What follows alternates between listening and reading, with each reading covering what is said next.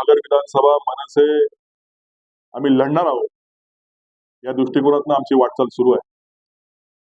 आजच्या त्याच पद्धतीचा आमचा पदाधिकाऱ्यांचा मेळावा त्यांना मार्गदर्शन या ठिकाणी झालं आणि सन्माननीय राजसाहेब ठाकरे यांचा दौरा 15 तारखेनंतर या ठिकाणी लागणार आहे. त्याचं देखील नियोजन या ठिकाणी करण्यात आलं. एकंदर गुहागर विधानसभा आम्ही ताकदीने लढवणार आहोत आणि या संदर्भात प्रमोदजी गांधींसारखा चेहरा या विधानसभेमध्ये उमेदवार म्हणून द्यावा अशी मागणी गुहागर तालुका, चिपळूण तालुका आणि खेड तालुका जे गुहागर विधानसभा मतदारसंघामध्ये येतात तिथल्या सगळ्याच पदाधिकाऱ्यांनी ती माझ्याकडे आज मांडलेली आहे आणि निश्चित या संदर्भात मी सन्माननीय राजसाहेब ठाकरे यांची भेट घेऊन हा इथला अहवाल मी सन्माननीय राजसाहेब ठाकरे यांच्याकडे पर्यंत देईन आणि निश्चित प्रमोदजींना उमेदवारी मिळेल यासाठी मी या ठिकाणी प्रयत्न करेन. आपण या आजच्या या छोटेखानी कार्यक्रमाला या ठिकाणी आलात त्याबद्दल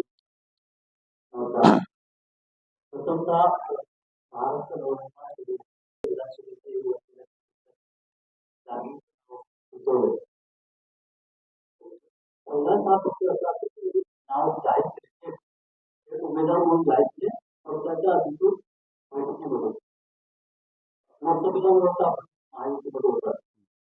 त्या महायुतीमध्ये समाजाची लोकसत्ता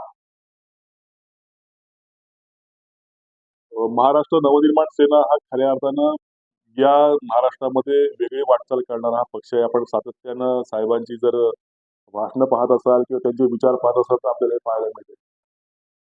गुहागर विधानसभेमध्ये गेली 4 वर्ष 3 ते 4 वर्ष प्रमोदजींसारखा चेहरा किंवा प्रमोदजींसारखा एक उमदा तरुण त्या ठिकाणी पक्ष संघटन बांधणीचं काम करतोय आणि ते वाखाणण्यासारखं आहे किंवा ते आमच्या कार्यकर्त्यांना प्रोत्साहन देण्यासारखं आहे आणि म्हणून या मतदारसंघामध्ये काम केलं तळागाळातला कार्यकर्ता त्याची अशी मागणी आहे की आम्हाला येणाऱ्या विधानसभेमध्ये प्रमोदजींसारखा उमेदवार असावा आणि मला वाटतं ही त्यांची रास्त मागणी आहे आणि या तिन्ही तालुक्यांमध्ये त्यांचं काम आहे आणि म्हणून या मागणीचा विचार नक्कीच राजसाहेब करतील.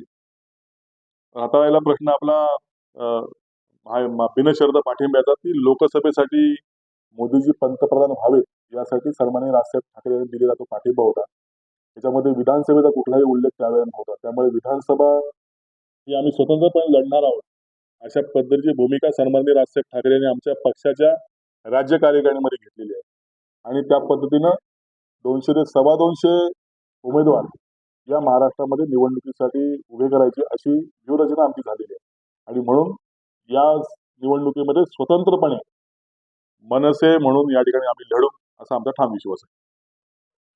कोकणामध्ये ज्या ज्या ठिकाणी आमचे पोटेन्शियल आहे ज्या ज्या ठिकाणी आम्हाला वाटतं की या ठिकाणी आमचा उमेदवार निवडून येऊ शकतो, जसं आमचं दापोली विधानसभा आहे, गुहागर विधानसभा आहे, संगमेश्वर आहे, राजापूर आहे, सिंधुदुर्गातल्या आमच्या 2 विधानसभा आहेत.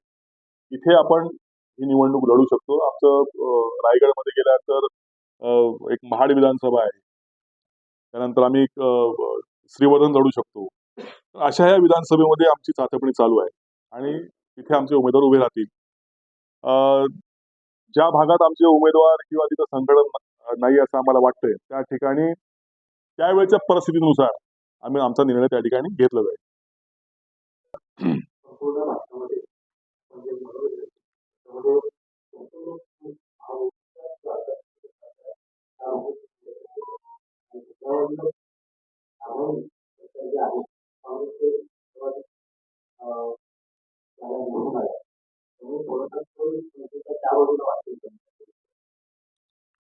बघा, माझं बोलण्याचा उद्देश असा आहे की सत्तेच्या विरोधामध्ये असलेला नेहमी माणूस, व्यक्ती किंवा संघटन हे जनतेला आवडत असतं, कारण जनतेच्या मनातलं ते बोलतो माणूस संघटन बोलत असतं.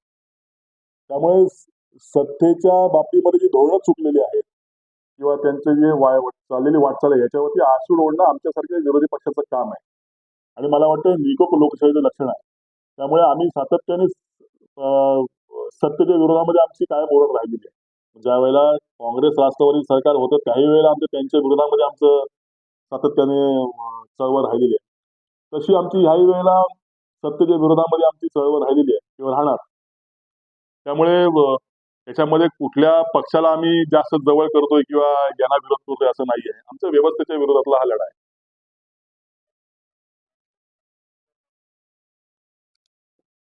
व काही पक्षीय स्तरावरची धोरणं असतात, पक्ष स्तरावरचे आदेश असतात. तशा पद्धतीने राजसाहेबांचे आम्हाला आदेश होते. मला वाटतं काही